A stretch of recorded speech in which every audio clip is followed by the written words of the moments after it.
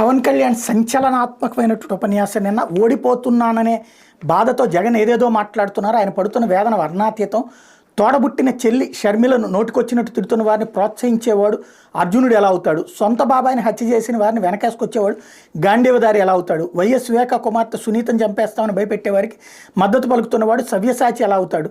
ఎవరేంటో ప్రజలకు బాగా తెలుసు. ఎవరు దోపిడీదారో ఎవరు అవినీతిపరుడో ప్రజలకు స్పష్టంగా తెలుసు. వచ్చే ఎన్నికల్లో తగిన తీర్పు ఇవ్వడానికి ప్రజలు సిద్ధంగా ఉన్నారని జనసేన అధ్యక్షుడు పవన్ కళ్యాణ్ ప్రకటించారు.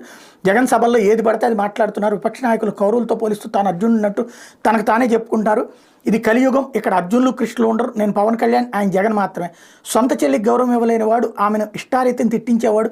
మన ఇంట్లోని ఆడబిడ్డలకు ఎలా రక్షణ కల్పిస్తారు, మన ఆడపడుచులను ఎలా కాపాడుతారు ప్రతి ఒక్కరూ అర్థం చేసుకోవాలని ఆయన ప్రజలను కోరారు.